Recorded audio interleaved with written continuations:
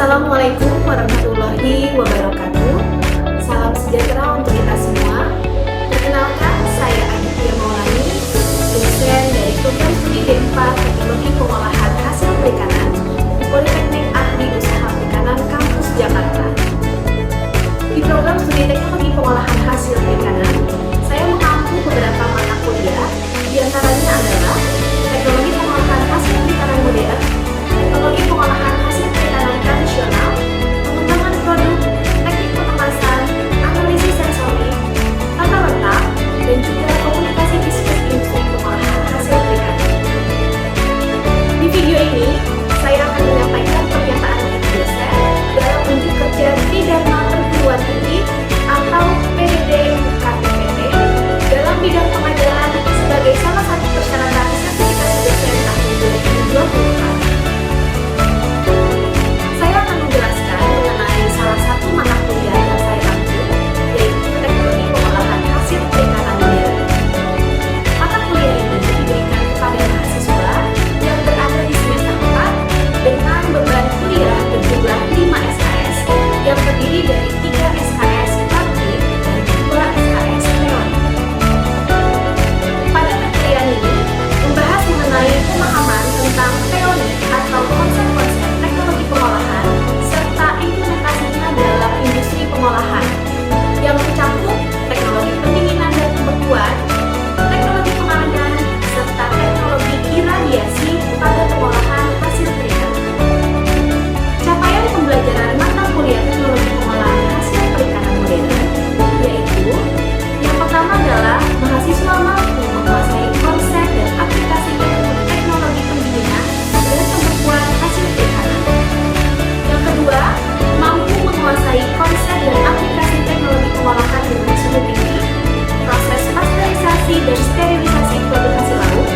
Dan yang ketiga adalah menguasai konsep dan aplikasi teknologi pengawetan dengan iradiasi. Dalam melaksanakan pembelajaran selain ceramah dan penyampaian materi, metode pembelajaran yang digunakan adalah student-centered learning, yakni pembelajaran yang berpusat pada mahasiswa, di mana mahasiswa didorong dan difasilitasi untuk aktif mencari dan menemukan pengetahuan serta memperoleh keterampilan dan sikap.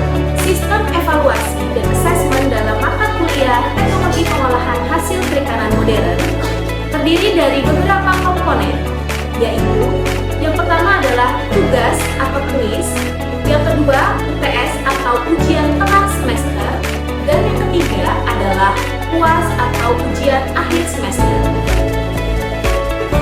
Adapun bobot penilaian dari komponen masing-masing tersebut adalah 20% terdiri dari tugas kuis, 40% dari ujian tengah semester, dan 40% dari ujian akhir semester.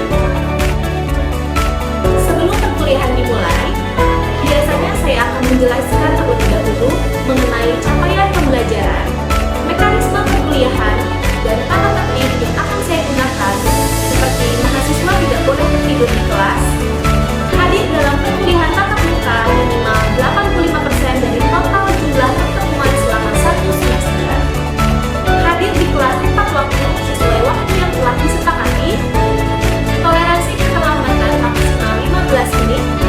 Apabila tidak hadir dalam perkuliahan tatap muka, harus menyampaikan bukti pendukung seperti surat sakit dari dokter dan menyampaikan via WhatsApp. Mahasiswa juga tidak boleh membuat kegaduhan, menggunakan seragam yang rapi, serta tidak boleh ada plagiat dan pelanggaran norma lainnya.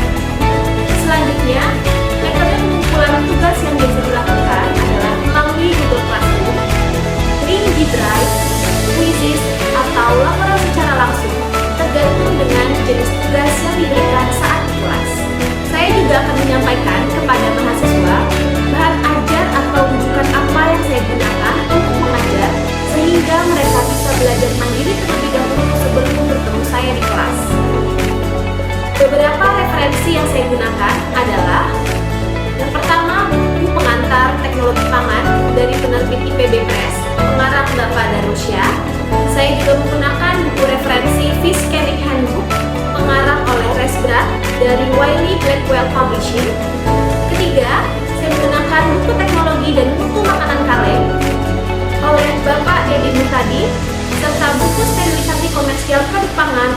Bapak F.G. Winarno. Selain textbook dan jurnal, saya juga menggunakan buku karangan saya sendiri. Buku tersebut berjudul Teknologi Pengolahan Modern Suhu Rendah Produk Hasil Laut dan juga Teknologi Pengolahan Modern Pengolahan Suhu Tinggi Produk Hasil Laut. Jadi, selain textbook, saya juga menggunakan buku ajar yang saya tulis sendiri sesuai dengan kepakaran dan mata kuliah yang saya ambil.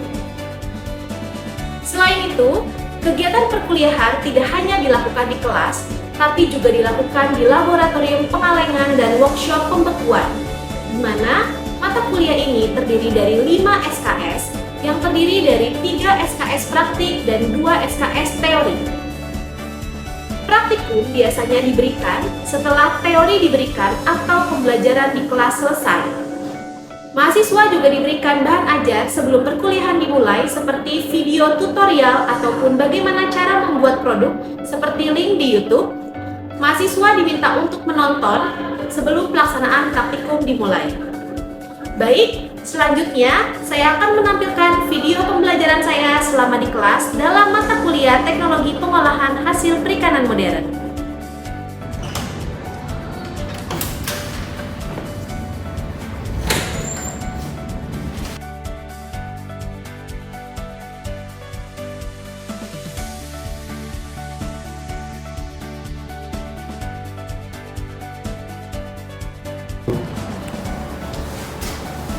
Oke, assalamualaikum warahmatullahi wabarakatuh. Waalaikumsalam. Selamat pagi adik-adik, kalian dalam keadaan sehat? Alhamdulillah ya, sehat ya. Jadi untuk hari ini kita akan memulai kuliahan mata kuliah Teknologi Pengolahan Hasil Perikanan Modern. Sebelumnya Ibu minta tolong untuk ketua kelas, ya ketua kelas. Duduk, siap, gerak. Sebelum memulai kuliah kita pada pagi hari ini, alangkah baiknya kita berdoa. Berdoa dimulai. Berdoa selesai. Oke, bismillahirrahmanirrahim. Jadi kita bertemu lagi di mata kuliah Teknologi Pengolahan Hasil Perikanan Modern. Sebelumnya adik-adik sudah mendapatkan mata kuliah Teknologi Pengolahan Hasil Perikanan Tradisional. Yang satu tradisional, yang satu modern. Kira-kira ada yang bisa menjelaskan nggak sama Ibu? Apa sih bedanya pengolahan hasil perikanan tradisional sama pengolahan hasil perikanan modern? Contohnya aja. Contoh, ada yang bisa tunjuk tangan? Oke, adek, Jessica silakan. Mungkin untuk tradisional itu kayak penjemuran gitu, kayak buat ikan asin. Kalau modern itu mungkin kayak pembekuan itu. Oke, betul ya. Jadi kalau tradisional dia menggunakan bahan-bahan yang sederhana, sifatnya konvensional, yang sebenarnya orang tua kalian sendiri di rumah sudah sering melakukan itu. Contohnya perebusan, penjemuran, pengasinan, penggaraman, ya. Itu semua adalah pengolahan hasil perikanan tradisional, ya. Sedangkan kalau untuk modern ini di sini kita belajar yang cakupannya luas. Jadi pengolahan modern itu terbagi menjadi dua, yaitu pengolahan dengan menggunakan suhu tinggi dan juga suhu rendah. Kalau yang tadi Ana sebutkan itu pengolahan suhu tinggi. Kalau 60 sampai 80 dia pasteurisasi, kalau di atas 100 dia sterilisasi. Kalau suhu rendah contohnya Pembekuan tuh. Oke, Mida coba. Silakan contohnya. Itu kalau misalnya putusan itu proses pembekuan tuh itu suhunya di bawah 0 derajat Celcius. Oke ya, betul ya, tidak apa-apa ya. Jadi kalian pahami kembali kalau suhu tinggi itu contohnya ada pasteurisasi, ada sterilisasi. Kalau dia suhu rendah itu contohnya ada pendinginan dan juga pembekuan. Kenapa sih ada mata kuliah pengolahan? Intinya kita ingin memperpanjang umur simpan, kita ingin mengolah, kita ingin diversifikasi produk. Di sini contoh sesuai dengan Peraturan Menteri Kelautan dan Perikanan Nomor 17 Tahun 2019. Apa saja sih ada teknologi pengolahan hasil perikanan? Ada yang pertama, pengawetan dan pengolahan dengan suhu rendah, pendinginan dan pembekuan. Yang kedua, pengawetan dan pengolahan dengan suhu tinggi. Contohnya ada pasteurisasi dan sterilisasi. Yang ketiga, pengendalian water activity atau aktivitas air. Aktivitas air itu adalah peluang mikroorganisme bisa hidup. Jadi beda ya kalau misalnya kadar air, kandungan air yang ada pada bahan makanan. Dan di sini contohnya ada pengeringan, penggaraman, dan juga fermentasi. Yang keempat ada reduksi, pembuatan tepung ikan, dan yang kelima juga ada pengolahan ekstraksi. Ekstraksi itu produk yang dihasilkan contohnya minyak ikan, gelatin ikan, dan lain-lain. Nah, di sini bisa dilihat pengawetan dan pengolahan dengan suhu rendah. Jadi misalnya ikan baru ditangkap, ya, terus terjadi proses pembongkaran, ya. Yang betul adalah dia harus diterapkan penerapan suhu rantai dingin. Itu sama saja kita sedang mengaplikasikan pengolahan suhu rendah, di mana kita menambahkan es, ya, yang gunanya adalah agar suhunya tetap terjaga rendah. Kenapa harus tetap terjaga rendah? Senyawa kimia yang bisa bikin gatal-gatal. Histamin salah satunya, ya. Makanya kita harus tetap mempertahankan ikan pada suhu rendah. Di sini untuk kita fokus dulu untuk suhu rendah. Di sini ada suhu rendah terdiri dari pendinginan dan juga pembekuan. Kalau pendinginan bisa dengan menggunakan pengesan, kita tambahkan es. Bisa juga dengan pendinginan lewat udara dingin dan juga pendinginan dengan air yang didinginkan. Pengesan bisa pakai es balok, ya. Es balok artinya yang langsung besar, ya, atau es curai, ya. Selanjutnya di sini ada teknik pembekuan. Teknik pembekuan itu lebih kepada mesin yang digunakan. Ada yang bisa kasih tahu ibu contoh mesin pembekuan? ABF. ABF apa singkatan ABF? Freezer, betul. Terus apa lagi? IQF.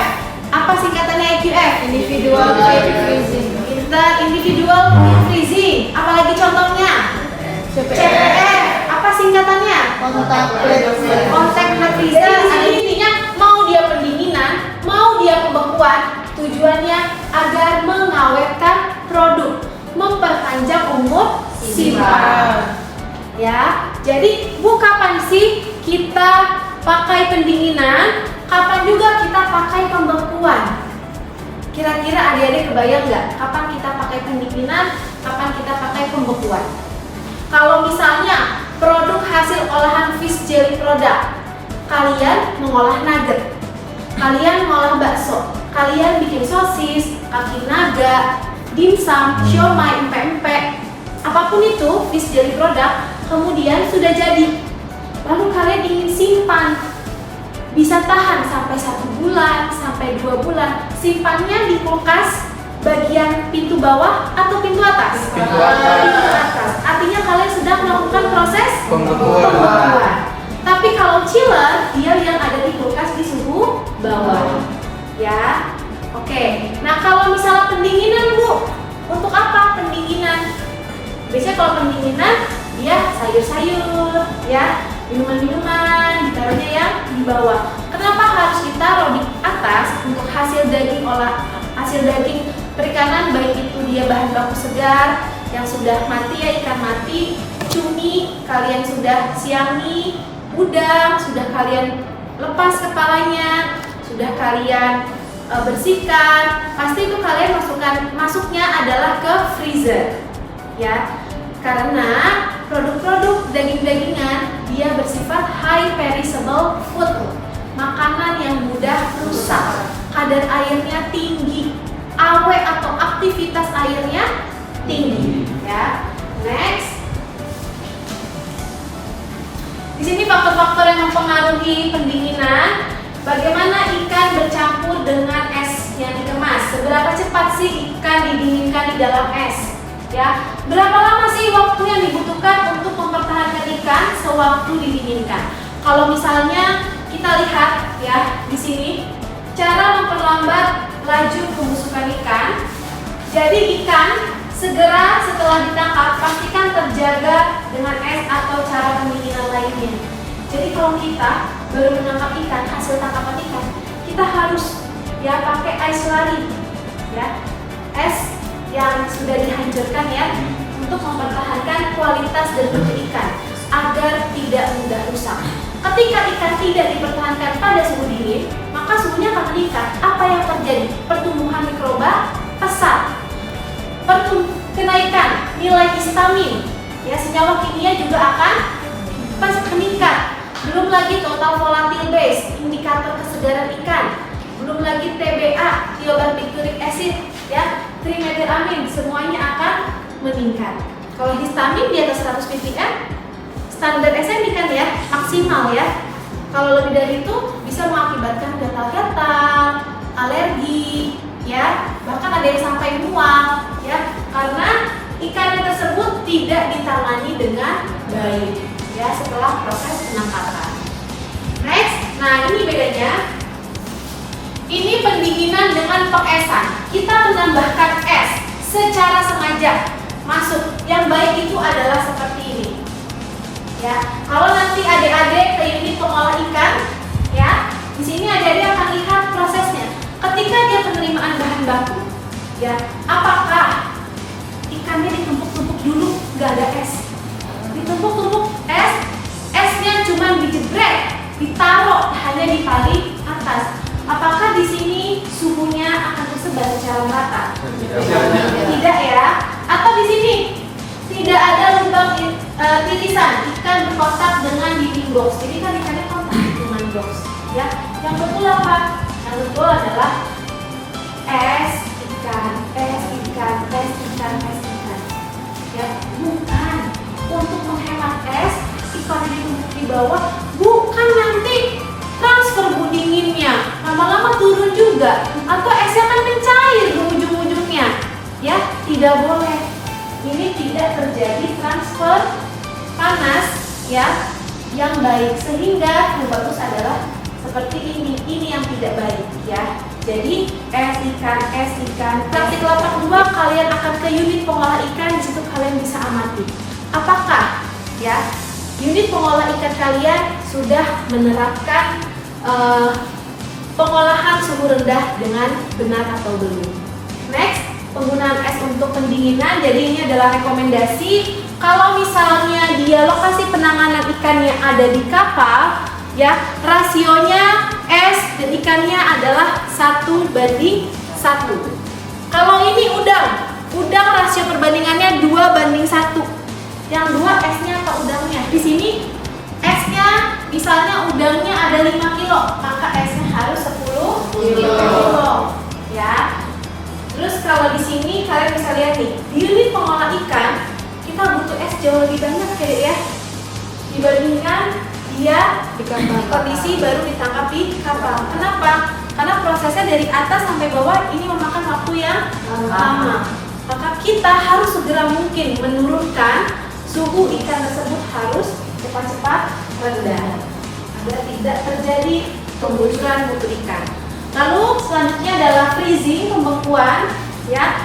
Kalau pembekuan ini tadi yang sudah Ibu sampaikan, kita menggunakan alat-alat mesin beku. Ya Dek, di sini contohnya adalah sebelum kita masuk ke contoh mesin, ada jenis pembekuan lambat dan pembekuan cepat. Bagus mana sih pembekuan lambat dan pembekuan cepat? Pembekuan cepat, betul. Ya, kenapa? Di sini kita bisa lihat. Di sini adalah sumbu X, ini adalah sumbu Y. Sumbu X-nya apa? Waktu. Satuannya apa? Jam, hour. Ya, temperatur suhu satuannya derajat Celcius. Kalau fast freezing, ya, di sini suhunya, lihat fast freezing, berarti suhunya dia di sini -10, di sini -20. Kalau misalnya dia suhunya -20, kita tarik waktunya di sini. Tapi kalau misalnya kita tarik di sini, turunnya di sini. Jadi kenapa fast freezing lebih bagus dibandingkan slow freezing? Karena waktu yang dibutuhkan semakin cepat. Ya, sama kalau kalian misalnya melakukan proses pemanasan. Kalau misalnya kalian mau memasak dengan air yang sudah mendidih dulu, baru kalian masukin produknya. Dengan kalian masukin produknya dulu, baru hidupin kompor. lebih cepat air yang sudah mendidih dulu. Begitupun ini. Jadi prosesnya, kenapa? Kalau pembekuan cepat, kristal es yang terbentuk juga semakin kecil. Kalau kristal es yang terbentuk kecil, maka terjadi kerusakan pada ikannya semakin rendah. Tapi kalau kita pembekuannya lambat, ya, kristal es yang terbentuk juga akan semakin besar. Kalau besar, maka dia akan merusak, ya, akan merusak fisik dari ikan.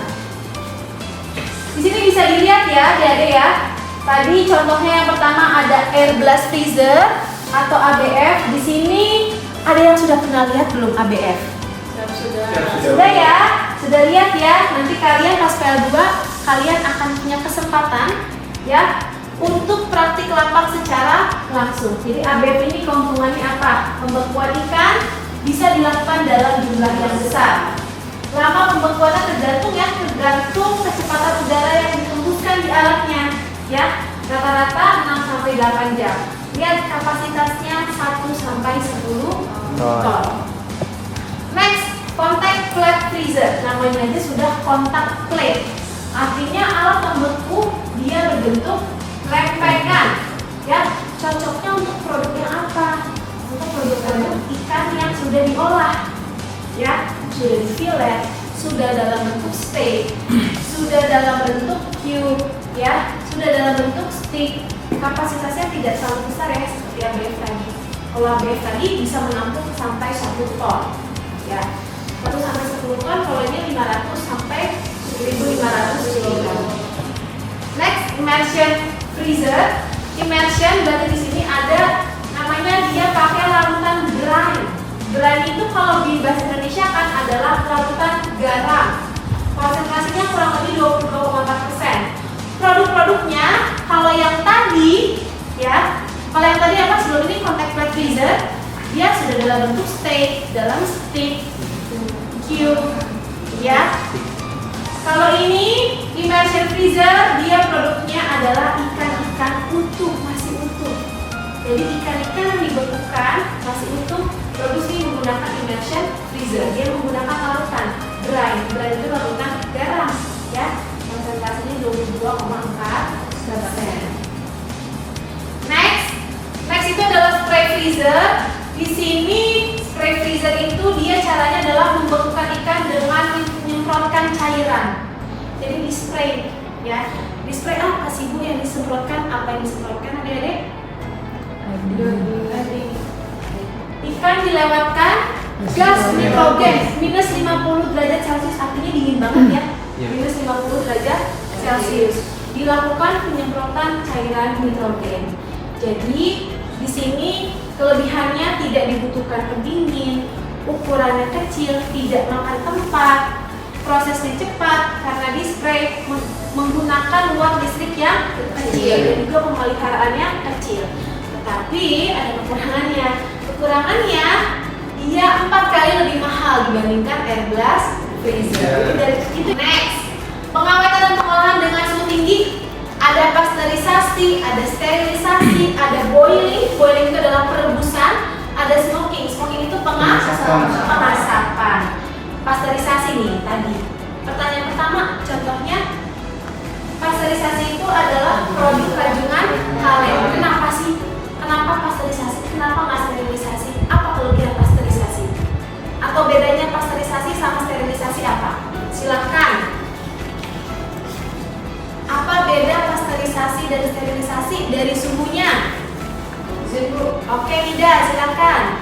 Untuk dari suhu pasteurisasi itu dia suhunya 70 sampai 80 derajat Celcius. Oke, betul. Sterilisasi itu suhunya di atas 100 derajat Celcius, Bu. Jadi suhunya lebih tinggi, Bu. Lebih tinggi ya. Berarti lebih tinggi ya sterilisasi. Kalau awetan mana? Sterilisasi karena dia suhunya lebih tinggi. Tetapi kenapa daging rajungan dia pasteurisasi? Untuk mempertahankan mutu sensorinya, ya. Karena kita nggak pengen daging rajungannya menjadi keras, ya. Makanya kita lakukan pasteurisasi. Bisa rajungan kepiting ataupun keras, ya. Sama sebenarnya pasteurisasi sama sterilisasi. Suhu tinggi, tetapi sterilisasi lebih tinggi. Sama-sama untuk memperpanjang umur si ikan. ya. Tetapi kelebihannya pasteurisasi dia bisa mempertahankan tekstur. Next, sterilisasi tadi ini dia menggunakan retort mesinnya, ya. Kita di sini mengenal suhu sterilisasi komersial sekitar 115 sampai 121 derajat Celcius. Produknya biasanya ada di pengalengan ikan, ya. Sterilisasi komersial artinya di mana semua mikroba patogen. Mikroba patogen itu adalah mikroba penyebab penyakit, ya, dan membentuk toksin dapat dihancurkan. Jadi kalau sterilisasi dia membabat habis semuanya dimatikan, ya. Tetapi kalau pasteurisasi tidak semuanya. Contoh produk di luar hasil perikanan, yogurt contohnya, ya. Apakah dia membunuh semua bakteri? Tidak. Ada bakteri yang memang dibiarkan untuk tumbuh. Contohnya bakteri Lactobacillus bulgaricus dan Streptococcus thermophilus agar bisa menghasilkan rasa asam pada yogurt. Tapi ketika yogurt disterilisasi, maka tidak akan dapat karakteristik flavor asamnya itu. Begitu ya adik-adik ya. Jadi tidak hanya yogurt saja, Yakult, ya, terus minuman-minuman susu pasteurisasi. Bedanya, kalau sudah disterilisasi, dia awet pada suhu ruang. Ya, contohnya ikan kaleng. Ikan kaleng kalian datang ke supermarket, ke minimarket, itu sebenarnya dia sudah matang. Tidak perlu kalian masak lagi karena sudah melalui proses sterilisasi. Kenapa produk-produk kaleng ikan itu bisa di-display di suhu ruang? Karena dia sudah melalui proses sterilisasi. Susu-susu UHT, ya, ditaruh saja, ya kan? Tapi beda, kalau sudah dibuka mau sterilisasi atau pasteurisasi harus segera dihabiskan. Beda sama proses pasteurisasi. Baik itu misalnya buah-buahan, asinan, yogurt, Yakult atau susu pasteurisasi, ya, dia harus masuk ke chiller suhu dingin. Dia nggak bisa di suhu ruang. Kalian tinggalkan di suhu ruang, dia akan mengendap, terjadi emulsi, ya. Karena apa? Memang sejatinya kalau pasteurisasi itu tetap ada mikroba yang dibiarkan tumbuh. Makanya kalau produk pasteurisasi itu dia harus masuk chiller. Ya, oke, selesai untuk pembelajaran mata kuliah teknologi pengolahan modern hari ini. Di sini kalian sudah mendapatkan capaian pembelajarannya apa saja tadi yang sudah kita pelajari.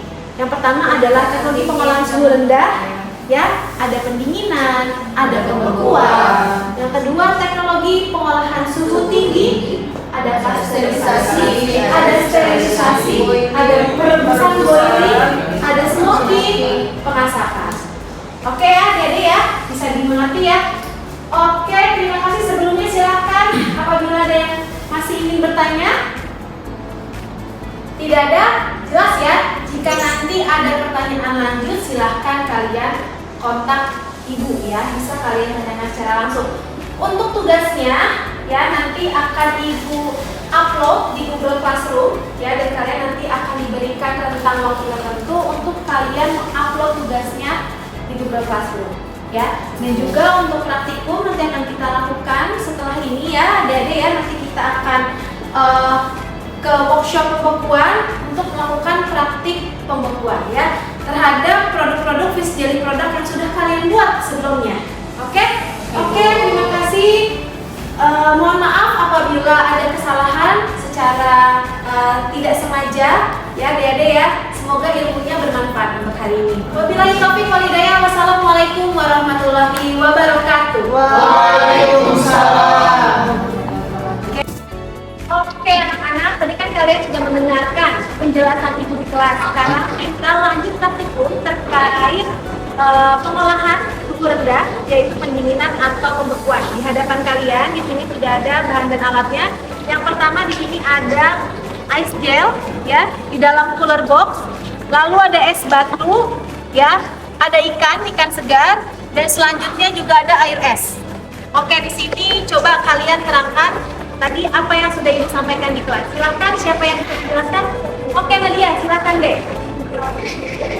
Nah, jadi teman-teman sekalian, seperti yang telah Ibu ajarkan waktu di kelas, di sini kita akan melakukan praktikum pendinginan, di mana kita menggunakan 3 media, yaitu ada ice gel, ada es batu, dan air es. Di sini kita mau memberikan contoh menggunakan metode air es, yang dimana kita menggunakan ikan segar langsung dimasukkan ke media air es.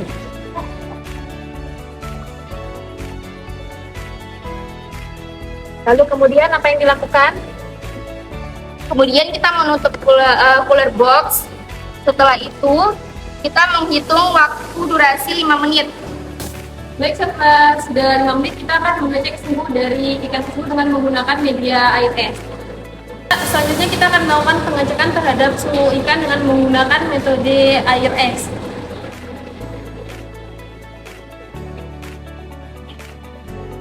Kemudian dapat dilihat suhu yang tertera pada termometernya.